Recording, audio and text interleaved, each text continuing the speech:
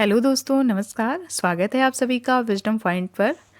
दोस्तों, हम देख रहे हैं हिंदी साहित्य से संबंधित एक महत्वपूर्ण श्रृंखला जो कि आपकी आगामी परीक्षाओं की दृष्टि से बहुत ही महत्वपूर्ण है। ये प्रश्नोत्तरी आधारित है घटना चक्र पे और हम देख रहे हैं हिंदी साहित्य का इतिहास। उसी क्रम में आज का ये दूसरा वीडियो है। इस दूसरे वीडियो का पहला प्रश्न मैं आप सभी के समक्ष लेकर हाजिर हूँ। उससे पहले आप सभी से मेरा निवेदन है कि अगर अभी तक आपने मेरे चैनल को सब्सक्राइब नहीं किया है तो प्लीज़ मेरे चैनल को सब्सक्राइब करिए, और अगर मेरे वीडियोज़ आपको पसंद आते हैं तो प्लीज़ उन्हें लाइक और शेयर भी ज़रूर करिए। धन्यवाद। आज के इस वीडियो का पहला प्रश्न है, इनमें से किस साहित्य इतिहास ग्रंथ को किशोरीलाल गुप्त जी ने हिंदी साहित्य का प्रथम इतिहास नाम से अनुवाद करके प्रकाशित कराया था?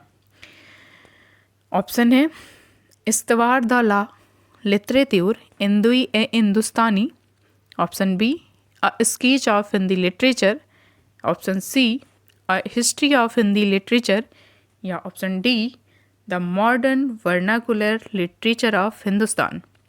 तो इस प्रश्न का सही उत्तर है ऑप्शन डी, किशोरीलाल गुप्त जी ने the modern vernacular literature of Hindustan का अनुवाद हिंदी भाषा में हिंदी साहित्य का प्रथम इतिहास नाम से किया था। अगला प्रश्न है, the modern vernacular literature of Hindustan Hindi साहित्य के इतिहास ग्रंथ के लेखक का क्या नाम है? तो इस प्रश्न का सही उत्तर है George Grierson, option A. Hindi साहित्य के इतिहास का काल विभाजन और नामकरण करते हुए ब्रज का कृष्ण संप्रदाय नामकरण किस साहित्य इतिहासकार ने सुझाया है? ऑप्शन है जॉर्ज ग्रियर्सन, मिश्र बंधु, रामचंद्र शुक्ल, उपर्युक्त में से एक से अधिक, या उपर्युक्त में से कोई नहीं। तो इस प्रश्न का सही उत्तर है ब्रज का कृष्ण संप्रदाय नाम सुझाया है, ऑप्शन बी, जॉर्ज ग्रियर्सन जी ने। किस लेखक के इतिहास ग्रंथ में सर्वप्रथम हिंदी साहित्य का काल विभाजन मिलता है? बहुत ही महत्वपूर्ण प्रश्न है कि हिंदी साहित्य इतिहास लिखने वाला कौन सा पहला लेखक है जिसने काल विभाजन पर ध्यान दिया था? ऑप्शन है शिव सिंह सेंगर, महेश दत्त शुक्ल, मौलवी करीमुद्दीन, या जॉर्ज ग्रियर्सन। तो इस प्रश्न का सही उत्तर है option D, George Grierson. Hindi साहित्य के इतिहास का काल विभाजन करने वाले प्रथम इतिहासकार हैं डॉक्टर जॉर्ज ग्रियर्सन। ग्रियर्सन जी द्वारा किया गया काल विभाजन है। इन्होंने चारण काल नाम दिया था आदिकाल को, और चारण काल का समय बताया था 700 ईस्वी से 1300 ईस्वी तक। दूसरा विभाजन क्रम है इनका 15वीं सदी का धार्मिक पुनर्जागरण। तीसरा है मलिक मोहम्मद जायसी की प्रेम कविता, व्रज का कृष्ण संप्रदाय 1500 से 1600 ईस्वी तक। मुगल दरबार, तुलसीदास, इन्होंने तुलसीदास नाम से एक अलग ही मतलब एक तरह से विभाजन किया था। एक कवि के नाम से ही एक इन्होंने काल विभाजन कर दिया था। तुलसीदास जी को बहुत ही इसमें महत्व दिया गया है। रीति काव्य 1580 से 1692 ईस्वी तक के समय को रीति काव्य कहा गया। तुलसी के अन्य परवर्ती 1600 ईस्वी से 1700 ईस्वी तक। 18वीं शताब्दी 9वें कालखंड को इन्होंने कहा है। कंपनी के शासन में हिंदुस्तान 1800 से 1857 ईस्वी तक, और विक्टोरिया के शासन में हिंदुस्तान 1857 से 1887 ईस्वी तक। और 12वें विभाजन में इन्होंने 12 भागों में बांटा है, और 12वां भाग में इन्होंने नाम दिया है 12वें भाग को विविध। तो इस प्रकार से जॉर्ज ग्रियर्सन ने काल विभाजन किया है हिंदी साहित्य के इतिहास को 12 भागों में बांटकर। अगला प्रश्न है, किस साहित्य इतिहास के लेखक ने काल विभाजन में कवियों के नाम का सर्वाधिक उपयोग किया है? किस साहित्य इतिहास के लेखक ने काल विभाजन में कवियों के नाम का सर्वाधिक उपयोग किया है? मतलब किसके लेखन में ज़्यादा कवियों का विवरण मिलता है। जैसे आपने देखा होगा कि लगभग 1000 कवि शामिल रहे हैं उनके विवरण में जॉर्ज ग्रियर्सन के, और 739 कवि आई थिंक शामिल रहे हैं गार्सा दा तासी के विवरण में। और सर्वाधिक इसमें से अगर हम ऑप्शन देखें मिश्रबंधु, ग्रियर्सन, हरिओत और श्याम सुंदर दास में, तो सर्वाधिक कवि शामिल रहे हैं मिश्रबंधुओं के इतिहास ग्रंथ में। लगभग 5000 कवियों को इन्होंने शामिल किया है। हिंदी साहित्य, इस प्रश्न की व्याख्या देख लेते हैं। हिंदी साहित्य इतिहास की परंपरा में मिश्रबंधुओं ने अपनी कृति मिश्रबंधु विनोद में लगभग 5000 कवियों को स्थान दिया है, जिसे 8 से भी अधिक कालखंडों में विभक्त किया गया है। इस प्रकार मिश्रबंधुओं ने काल विभाजन में कवियों के नाम का सर्वाधिक उपयोग किया है। अगला प्रश्न है, किस इतिहास लेखक ने अपने इतिहास ग्रंथ में लगभग 5000 कवियों का विवरण दिया है? फिर से ऑप्शन देखिए, मिश्रबंधुओं ने, शिव सिंह सेंगर ने, आचार्य रामचंद्र शुक्ल ने, या डॉक्टर जॉर्ज ग्रियर्सन ने। तो इस प्रश्न का सही उत्तर है ऑप्शन ए, मिश्रबंधुओं ने अपने इतिहास ग्रंथ में लगभग 5000 कवियों का वर्णन किया है। अगला प्रश्न है, मिश्रबंधु विनोद नामक हिंदी साहित्य इतिहास के लेखकों के क्या नाम है? तो इसमें 3 भाई शामिल रहे हैं जिनको हम मिश्रबंधुओं के नाम से जानते हैं। उनके नाम हैं गणेश बिहारी मिश्र, श्याम बिहारी मिश्र और सुखदेव बिहारी मिश्र। तो इस प्रश्न का सही उत्तर है ऑप्शन बी, गणेश बिहारी मिश्र, श्याम बिहारी मिश्र और सुखदेव बिहारी मिश्र। इस प्रश्न की व्याख्या देखते हैं। मिश्रबंधु विनोद नामक हिंदी साहित्य के इतिहास लेखकों के नाम गणेश बिहारी मिश्र, श्याम बिहारी मिश्र तथा सुखदेव बिहारी मिश्र हैं। मिश्रबंधु विनोद के 4 भाग हैं। प्रथम 3 भागों का प्रकाशन 1913 ईस्वी में हुआ था, जबकि चौथे भाग का प्रकाशन 1934 ईस्वी में हुआ था। हिंदी साहित्य के प्रारंभिक इतिहासकार मिश्रबंधुओं द्वारा लिखित 4 खंडों की रचना का क्या नाम है? इन्होंने जो मिश्रबंधु हैं उनकी रचना का क्या नाम है? तो उसका नाम है मिश्रबंधु विनोद, ऑप्शन सी। अगला प्रश्न है, मिश्रबंधु विनोद का चौथा भाग कब प्रकाशित हुआ था? ऑप्शन है 1934 ईस्वी, 1913 ईस्वी, 1910 ईस्वी या 1900 ईस्वी। तो इस प्रश्न का सही उत्तर है, आपने देखा कि मिश्रबंधु विनोद का 3 भाग उसके 1913 ईस्वी में प्रकाशित हुए थे और इसका चौथा भाग 1934 ईस्वी में प्रकाशित हुआ था। तो इस प्रकार से इस प्रश्न का विकल्प ए सही है। अगला प्रश्न है कि मिश्रबंधु विनोद कितने भागों में प्रकाशित हुआ है? तो इस प्रश्न का सही उत्तर है, पिछले प्रश्नों को आपने देखा होगा, उससे आप अंदाजा लगा सकते हैं कि इस प्रश्न का सही उत्तर है ऑप्शन बी, 4 भाग। मिश्रबंधुओं ने परिवर्तन काल की सीमा। अगला प्रश्न है, मिश्रबंधुओं ने परिवर्तन काल की सीमा निर्धारित की है, समय बताया इन्होंने कब से कब तक?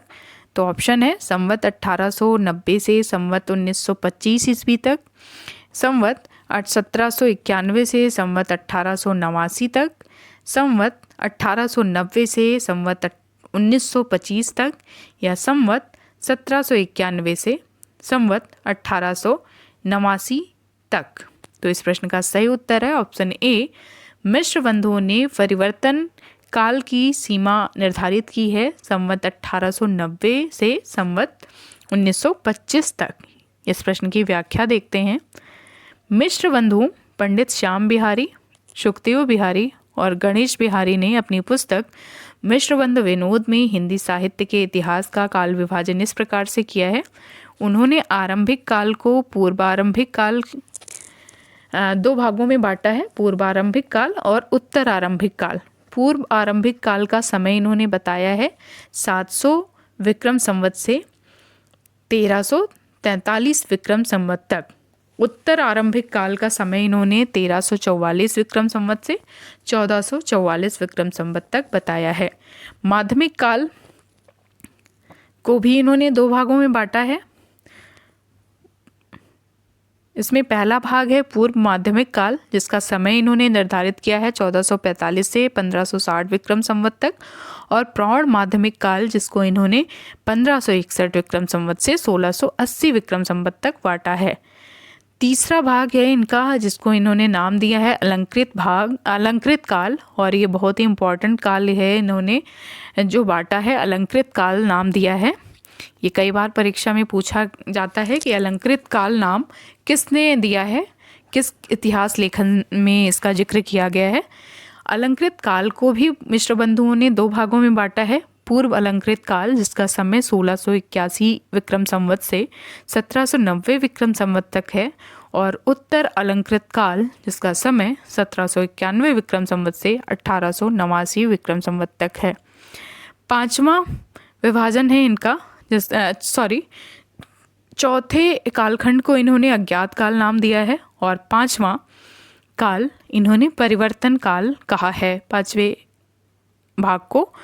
और इसमें इन्होंने परिवर्तन काल को भी दो भागों में बांटा है, जिसमें पहला भाग है 1890 से 1925 विक्रम संवत तक का समय, और दूसरे में 1926 विक्रम संवत से अब तक का समय को इन्होंने परिवर्तन काल के अंतर्गत बांटा है। तो इस प्रकार से आरंभिक काल को आदिकाल, माध्यमिक काल को भक्ति काल, अलंकृत काल को रीति काल तथा परिवर्तन काल को आधुनिक काल मिश्र बंधुओं ने कहा है। अगला प्रश्न है, मिश्र बंधुओं की पुस्तक हिंदी नवरत्न में इनमें से किस कवि को स्थान नहीं मिला है? ऑप्शन है मतीराम, जायसी, देव या सूर। तो इस प्रश्न का सही उत्तर है ऑप्शन ए मिश्र बंधुओं की पुस्तक हिंदी नवरत्न में इन्होंने 9 कवियों को शामिल किया है, जिसमें ऑप्शन सी जायसी जी को स्थान नहीं मिला है। बाकी मतीराम, देव और सूर इन सब को स्थान इनकी हिंदी नवरत्न पुस्तक में मिला है। इस प्रश्न की व्याख्या देख लेते हैं।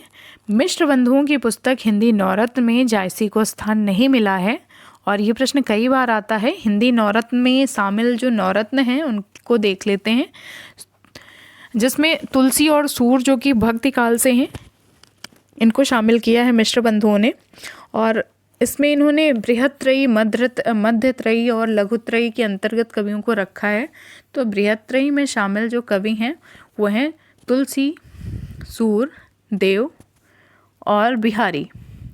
अगले कवि हैं भूषण, केशव और मतीराम। और लघुत्रयी के अंतर्गत इन्होंने चंद्रवरदाई और हरिश्चंद्र को शामिल किया है।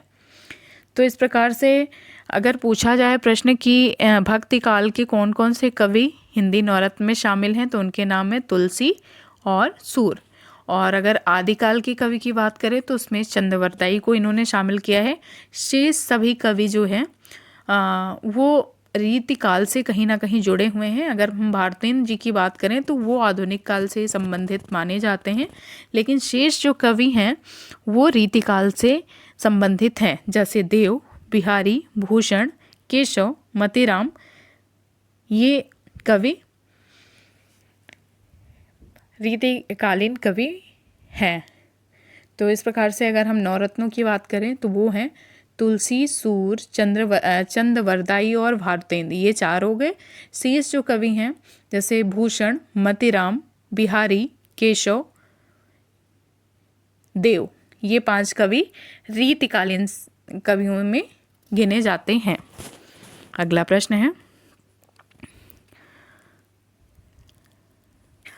प्रश्न है, कि मिश्र बंधुओं द्वारा लिखित हिंदी नवरत्न में इनमें से किस कवि को स्थान नहीं मिला है? ऑप्शन है गोस्वामी तुलसीदास, सूरदास, मलिक मोहम्मद जायसी, या उपरोक्त में से एक से अधिक, या उपरोक्त में से कोई नहीं। तो इसमें मलिक मोहम्मद जायसी जी को स्थान नहीं मिला है हिंदी नवरत्न में। तो इस प्रश्न का सही उत्तर हो गया ऑप्शन सी। अगला प्रश्न है, मिश्र बंधुओं द्वारा लिखित हिंदी नवरत्न में इनमें से किस कवि को स्थान नहीं मिला है? फिर से वही क्वेश्चन, रिपीटेड क्वेश्चन है ये। ऑप्शन है सूरदास, तुलसीदास, केशवदास या मलिक मोहम्मद जायसी। तो मिश्र बंधुओं ने मलिक मोहम्मद जायसी को नवरत्न में स्थान नहीं दिया है, ऑप्शन सी। अगला प्रश्न है, हिंदी साहित्य का इतिहास शीर्षक पुस्तक के लेखक कौन हैं? हिंदी साहित्य का इतिहास, इस शीर्षक पुस्तक के लेखक हैं आचार्य रामचंद्र शुक्ल। Option A. हिंदी साहित्य का इतिहास शीर्षक से आचार्य रामचंद्र शुक्ल ने एक पुस्तक लिखी है।